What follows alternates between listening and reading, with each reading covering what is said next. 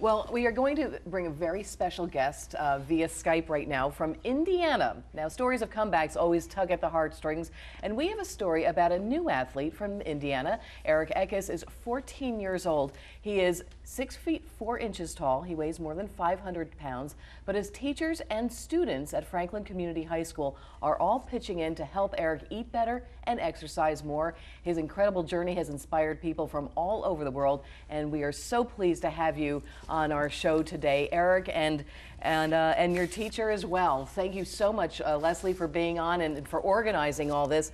I wanted to know if you could just start off by sharing your story from the beginning, Erik.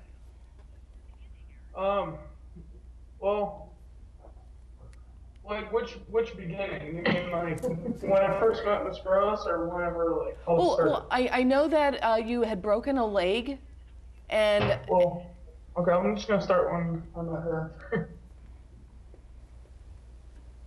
Through one of my other teachers, my intro broadcasting teacher, Don Watcher, and he introduced me to her, and she really wanted to help me. She wanted to help me work out and eat healthy and stuff. So she and two other students, Evan and Mercedes, just.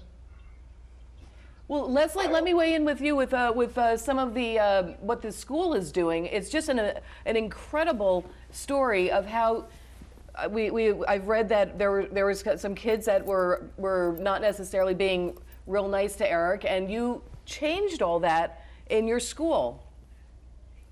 Yeah, it's a pretty fantastic story. We have had kids in the hallway that since the story ran a week ago in the newspaper, we've had kids greeting Erik, talking to Erik, encouraging Erik.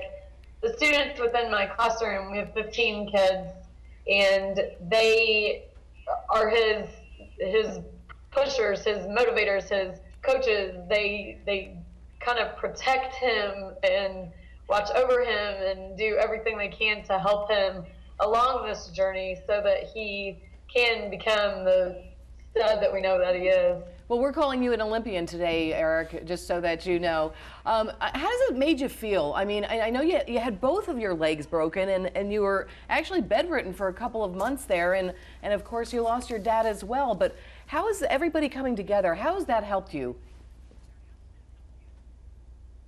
Well,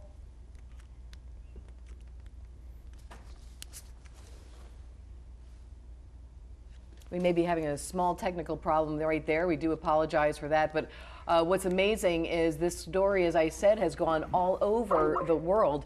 And I actually saw it today in the Daily News. Wow.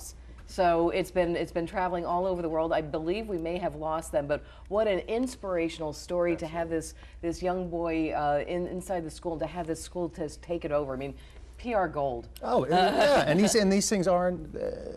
It's authentic. It's real. It's genuine. Absolutely. Well, you know, I had the opportunity to talk to Erik. I'm from this area.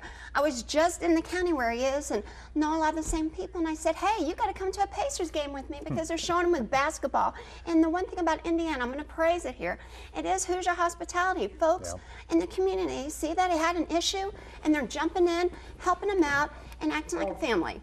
And I understand that we have you back there, Erik, and we were talking about how this has inspired you. I mean, your story, I just was saying, I don't know if you heard me, but I saw your story in the Daily News. That's a big newspaper here in New York City. It's traveled all over the world, but you are just such an inspiration, and so is your school, and so is your teacher there. Okay, we've lost them again, and we do apologize to our viewers for the technical difficulties on that. But still, we can't thank him enough and for sharing his story with us.